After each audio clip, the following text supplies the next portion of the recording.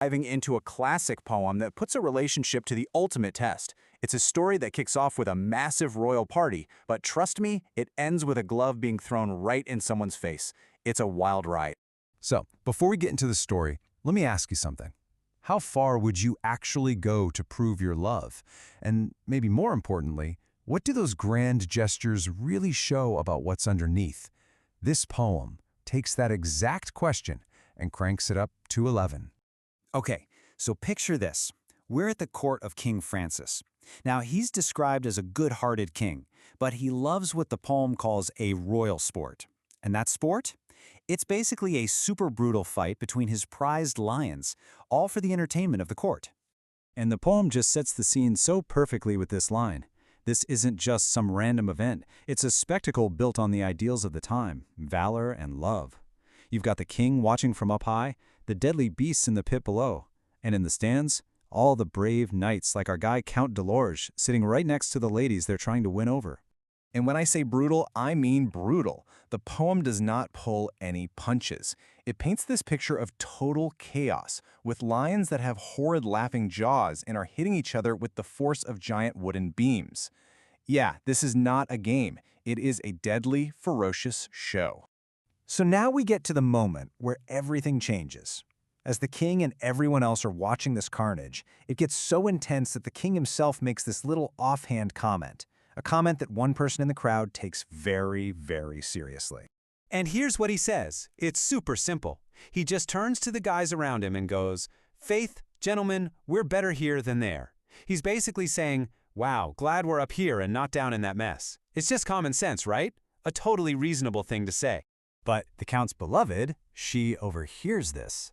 The poem describes her as a beauteous, lively dame with sharp, bright eyes, and man, in that moment, those sharp eyes spot an opportunity. She doesn't hear a sensible warning. Nope, she hears a dare. And this, right here, is where the whole conflict explodes. The lady thinks to herself, this is a divine occasion, a perfect, God-given chance to show everyone just how devoted her lover is, right there in front of the king and the entire court. So, what's really driving her here? Is this about proving his love for her? The poem is crystal clear on this. Absolutely not. This is all about her glory. She literally thinks, great glory will be mine. She is 100% willing to risk his life, not for love, but for her own vanity, for the public praise. And just like that, she does it.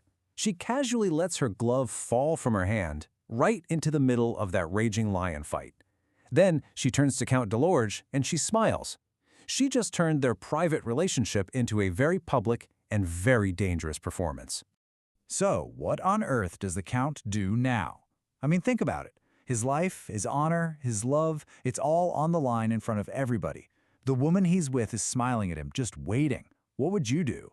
Well, let's see his response. He doesn't hesitate for even a second. He just bows to her like, challenge accepted, and then boom, he leaps into the pit. The poem makes a huge point of his speed. The leap was quick, return was quick. He's in and out before the lions even know what's happening. He absolutely proves his bravery, no question about it. So he walks back to his seat, a hero. The crowd's going wild. The lady's probably expecting this grand romantic moment where he hands her the glove. But that is not what happens. Instead, he gets right up to her and throws it right in her face. He passed her test all right, but he made it painfully clear this was not an act of love. You can just imagine the silence, right? The entire court is stunned. And in that quiet, who stands up but the highest authority in the room, King Francis himself? And he is about to deliver the final verdict on what just went down. And the king's verdict? He applauds the Count. He says, "By God, rightly done." He's completely on the Count's side. And then he drops the moral of the whole story. That wasn't love that made her do that. It was vanity. And just so we're all on the same page, what exactly is vanity here? It's that excessive, over-the-top pride in yourself. The lady wasn't testing the Count's love for her. She was using his life as a pawn to boost her own ego and to show everyone the power she had over him. So the poem leaves us with this really powerful message. The Count's bravery was off the charts, but his final action, throwing the glove, wasn't a rejection of love. It was a rejection of her dangerous pride. The whole point is that true love is about protecting someone, not forcing them to perform for an audience. You know, this poem might be from a different century, but its message feels incredibly modern, doesn't it? In our world of public likes and huge performative gestures, it really forces us to ask ourselves, what does real, true affection look like when no one is watching? Definitely something to think about.